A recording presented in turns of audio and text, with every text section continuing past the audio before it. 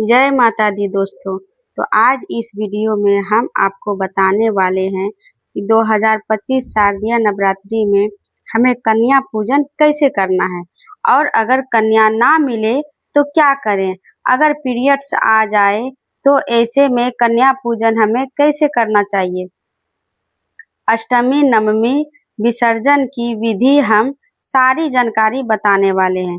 कन्याओं को क्या गिफ्ट देना चाहिए, कन्याओं की विदाई कैसे करनी है, तो कृपया वीडियो को पूरा देखिएगा और नए हैं तो चैनल को सब्सक्राइब जरूर कर लीजिएगा और कमेंट में जय माता दी जरूर लिखिएगा। तो चलिए वीडियो को करते हैं स्टार्ट। तो दोस्तों 2025 में 30 सितंबर को है अष्टमी कन्या पूजन और 1 अक्टूबर को है नवमी कन्या पूजन। ठीक है, तो लोग भी नवरात्रि के 2 दिन का व्रत करने का नियम लेते हैं, पहला दिन और दूसरा अष्टमी के दिन। जिनके भी यहाँ अष्टमी पूजा होती है वो सप्तमी पे व्रत करेंगे जो कि 29 सितंबर को, और जो लोग भी नवमी पर कन्या पूजन करते हैं, अष्टमी को व्रत कर रखते हैं नवरात्रि का, तो वो लोग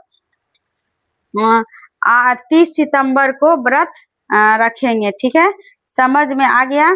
और माता रानी की चौकी का विसर्जन हमेशा दशमी के दिन ही किया जाता है। ठीक है, लेकिन अगर आपके यहाँ कोई और नियम है तो आप अपनी हिसाब से कर सकते हैं।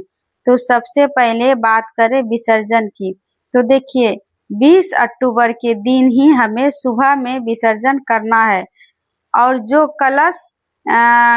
कलश के ऊपर जो नारियल रखा है तो उसको फोड़कर आप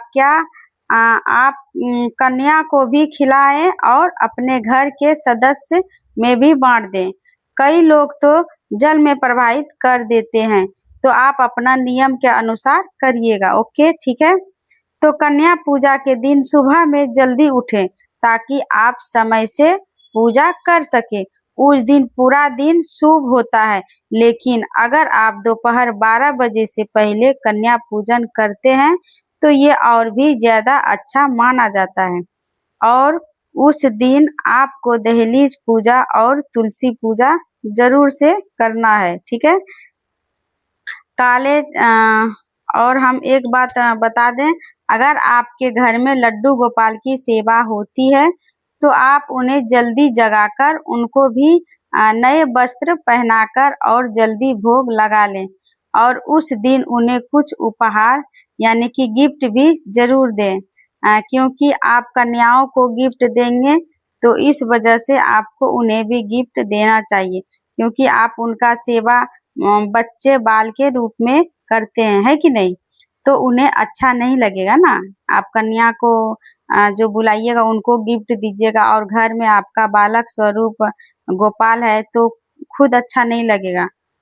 तो आपको क्या करना है, अगर आपने दुर्गा सप्तशती का पाठ का नियम लिया है तो आप उसे कन्या पूजा के पहले खत्म करें। ठीक है, और कन्या पूजा के दिन आप हवन जरूर से कर लें, क्योंकि बिना कन्या पूजा या हवन के बिना आप कन्या पूजा मतलब आपका कन्या पूजा संपूर्ण नहीं मानी जाएगी। ठीक है, और जो भी महिलाएं हैं वो ध्यान रखें, अपने स्वच्छता और पवित्रता का ध्यान रखें। उस दिन सर धोकर स्नान जरूर करें, स्वच्छ वस्त्र पहने और रसोई घर के भी अच्छे साफ सफाई होनी चाहिए। उस दिन भोग में प्रयोग होने वाली सारी वस्तु बिना यूज का होना चाहिए। आप मार्केट से सारा सामान ला लें, क्योंकि पीरियड्स में कुछ नए जो आप पीरियड्स हो जाते हैं कई महिला, तो क्या होता है जो उसमें जो आटा आप छूते हैं वो यूज आप नहीं लाएं। जो पीरियड्स में हुआ आटा आप छूते हैं या कोई भी सामग्री छूते हैं वो आप यूज में ना लाए। इसीलिए हम बोलेंगे यही कि जो भी आप कन्या पूजा दिन सामग्री यूज करेंगे वो आप मार्केट से खरीद के ला लें। और उस दिन पूरी में नमक नहीं डालनी है, क्योंकि उस दिन का जो भोग हवन में डाला जाता है, तो इस बात का आप ध्यान जरूर रखें। माता रानी का बड़ा विशेष मतलब ये पूजा माना जाता है, तो गंदगी मलिनता से जो कार्य होते हैं वहां पर माता कभी वास नहीं करती है। तो जूठे बर्तन भी सिंक में उस दिन आप लोग ना रखें। तो कन्या पूजन में चना, हलवा, पूरी ये तो विशेष होते हैं, लेकिन उसके अलावा आप जो भी सब्जी बनाना चाहते हैं वो आप बना सकते हैं। सब्जी ध्यान रखें बिना प्याज लहसुन के होना चाहिए, ठीक है। तो अब मेरा पाठ हो गया है खत्म, पूजा हो गया संपूर्ण। अब हम क्या करेंगे, पाठ का शुरुआत करेंगे, क्योंकि हम सप्तशती का पाठ का नियम लिए हैं, ठीक है। जिन भी महिलाओं के पीरियड्स आने वाले हैं वो कन्या पूजन कैसे करेंगे। तो देखिए, जिस घरों में 1 से 2 महिलाएं होते हैं तो उनके यहाँ तो आसानी होती है, एक नहीं कर सकता तो दूसरे करते हैं। चाहे तो पतिदेव से दही जलेबी खिलवा सकते हैं या केले दे सकते हैं, उन्हें कुछ दक्षिणा दिला कर विदा करा सकते हैं, ठीक है। अगर आपके हस्बैंड या बच्चे कर सकते हैं तो बहुत अच्छी बात है। आप सिंपल विधि से कन्या पूजन करें, ठीक है। अगर आपके घर में कोई है ही नहीं, हर महिला को पता होता है कि आप मतलब आपका डेट्स कब आने वाला है कि नहीं। अष्टमी नवमी पर या आपका पीरियड्स आने वाला है, आपको तो पता रहेगा। तो 5वें या छठे नवरात्रि में, 7वें नवरात्रि में, कहने का मतलब ये है कि आप पहले नवरात्रि से 9 नवरात्रि में यानी कि 9वीं नवरात्रि में आप किसी भी दिन कन्या पूजन कर सकते हैं, ओके। लेकिन कभी अचानक से डेट्स आ जाए, पता ही नहीं होता और आ जाता है, तो ऐसे में क्या करें। तो आप घबराएं नहीं। अगर आपके घर में कोई करने वाला नहीं है तो आप पूर्णिमा पर कन्या पूजन करेंगे, ठीक है, कर सकते हैं पूर्णिमा का दिन।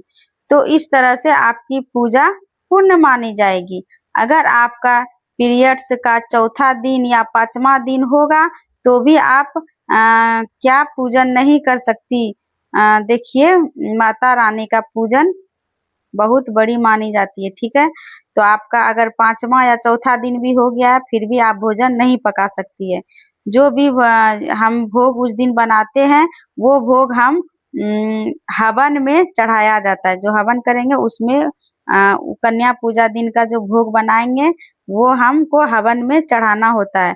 जैसे कि हलवा, खीर, पूरी, तो हमें शुद्ध का मतलब शुद्धता का पूरा ध्यान रखना है, जिससे हमसे कोई गलती ना हो, ठीक है। सबसे पहले आप पानी में गुलाब जल, जब आप कन्या को बुलाएंगे उस समय की हम आपको बात बता रहे हैं। सबसे पहले आपको पानी में गुलाब जल मिलाकर कन्याओं का चरण धोएं, पैर में आलता लगाएं, माथे पर तिलक कुमकुम लगाएं, चुनरी चढ़ाएं, पूरा माता का स्वरूप उसे सजाकर उपहार गिफ्ट दें। सामर्थ्य के अनुसार आप उन्हें दक्षिणा दें और केला जरूर दें। पेट भर के अच्छे से उन्हें भोजन कराएं उस दिन, और जाने से पहले चरण जरूर छुएं, ठीक है। और ध्यान रखना है, कन्याओं के जाने के तुरंत बाद आपको जो है घर में झाड़ू या पोछा नहीं करनी है, क्योंकि अगर कोई सामग्री आपका घर में फैल गया है, फैला हुआ, उसे आपका साफ करना चाहते हैं तो उसे एक साफ कपड़ा से उठा लें या पोंछ लें उस जगह, लेकिन झाड़ू आप नहीं लगाएं, ठीक है। 3 साल, और एक बात, 3 साल से 10 साल तक ही आप लड़की कन्या पूजा में बुलाएं।